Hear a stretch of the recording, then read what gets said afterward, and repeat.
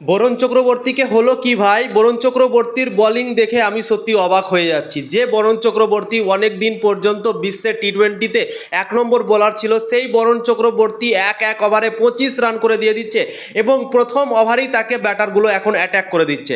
প্রথম ওভার যখন বল করতে আসছে তখন যে ব্যাটার থাকছে তার সামনে তাকে অ্যাটাক করে দিচ্ছে, ৪-৬ মেরে দিচ্ছে প্রথম ওভারই এবং তারপর বরুণ চক্রবর্তীর আর বল হচ্ছে না। সে শর্ট বল করতে লাগছে, সে ব্যাটের গোড়ায় বল করতে লাগছে এবং তার লাইন লেন পুরোই পরিবর্তন হয়ে যাচ্ছে। সে কোথায় বল ফেলবে না ফেলবে ভাই বুঝতেই পারছে না। এবং এই বরুণ চক্রবর্তী কিছুদিন আগে প্রত্যেকটা ওভারে উইকেট নিচ্ছিল, মনে হচ্ছিল কি বরুণ চক্রবর্তী আসবে এবং উইকেট তুলে দেবে, এইরকমভাবে দেখে মনে হচ্ছিল।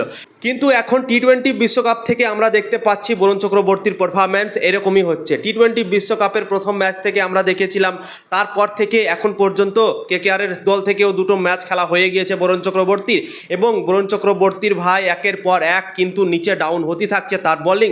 উইকেট নেওয়া তো দূরের কথা, অনেক রানও ভাই লুটিয়ে দিচ্ছে, প্রত্যেক ম্যাচে রান দিয়ে দিচ্ছে এবং উইকেটও সেরকমভাবে পাচ্ছে না। আগে যেরকমভাবে সে উইকেট পেত সেরকমভাবে উইকেটও নিতে পারছে না। তার ওপর মনে হচ্ছে ভরসাটাই উঠে যাচ্ছে, যেরকম ভরসা আমরা আগে করতাম কি বরুণ চক্রবর্তী আসবে, উইকেট তুলে দেবে। টিম ইন্ডিয়ার দল থেকে যখন খেলেছিল তখন আমরা ভেবেছিলাম কি টিম ইন্ডিয়াকে উইকেট তুলে দেবে। এখন যেহেতু কেকেআর দলে খেলছে তো কেকেআর দলকে উইকেট তুলে দেবে প্রথম দুটো ম্যাচে আমরা ভেবেছিলাম। কিন্তু বরুণ চক্রবর্তী ভাই উইকেট নেওয়া তো দূরের কথা, সে রান লুটিয়ে দিচ্ছে, অনেকগুলো মার খেয়ে নিচ্ছে। বল করতে আসছে তখনই তাকে অ্যাটাক করে দিচ্ছে যে সামনে থাকছে ব্যাটসম্যান। তোমরা কালকেই দেখো, প্রথম ওভার বল করতে এলো সানরাইজার্স হায়দ্রাবাদের বিপক্ষে, অভিষেক শর্মা ছিল এবং ২৫ রান নিয়ে নিল সেই ওভারটাতে। তোমরা ভাবতে পারো বরুণ চক্রবর্তীর মতো বোলার ২৫ রান খেয়ে নিচ্ছে প্রথম ওভার বল করতে আসছে এবং বরুণ চক্রবর্তী এখন বর্তমানে বিশ্বের ২ নম্বর টি-20 ইন্টারন্যাশনাল বোলার। তোমরা ভাবতে পারো ১ নম্বর ছিল কিছুদিন থেকে, অনেক দিন থেকে ১ নম্বর সে থাকলো, তারপর বিশ্বকাপে ডাউন হয়ে গেল তার পারফরম্যান্স। ৫-৬টা ম্যাচে সে ভালো পারফরম্যান্স করতে পারলো না, তাই জন্য রাশিদ খান ১ নম্বর হয়ে গিয়েছিল। তারপর থেকে বরুণ চক্রবর্তী যে খারাপ পারফরম্যান্স করতে লেগেছে তো লেগেছে ভাই। সে মনে হচ্ছে ভাই বলই করতে পারছে না, মনে হচ্ছে তার লাইন লেনই হচ্ছে না। সে বল ঘুরা তো দূরের কথা, উইকেট নেওয়া তো দূরের কথা, সে বাঁচার জন্য মনে হচ্ছে বল করছে, এরকমভাবে দেখে মনে হচ্ছে তার বোলিং। তো তোমরা নিজেই ভাবতে পারো কতটা চিন্তাজনক কেকেআর দলের জন্য। আমরা ভেবেছিলাম কি মাথিসা পাথিরানা থাকবে, সুনীল নারায়ণ থাকবে, বরুণ চক্রবর্তী থাকবে, তো কেকেআরের বোলিং অ্যাটাকটা ভালো হবে। কিন্তু ভাই যেভাবে বরুণ চক্রবর্তীর ফর্ম চলছে এখন, যেভাবে সে মার খাচ্ছে, যেভাবে সে উইকেট নিতে পারছে না, সত্যিই কেকেআর দলের জন্য অনেক বড় সমস্যা এবং কেকেআর দুটো ম্যাচ হেরেও গিয়েছে। এবং কালকে ব্লেসিং মুজারবানি সানরাইজার্স হায়দ্রাবাদের বিপক্ষে 4টা উইকেট নিয়েছে এবং ভৈভব অরোরাও কিন্তু এই বছর বল ভালো করতে পারছে না। প্রথম দুটো ম্যাচে ভৈভব অরোরা অনেক রান লুটিয়েছে, মুম্বাই ইন্ডিয়ান্সের বিপক্ষেও অনেক রান দিয়েছিল এবং এই বছরও কিন্তু তার শুরুয়াত ভালো হয়নি, দুটো ম্যাচই অনেক মার খেয়েছে ভৈভব অরোরা।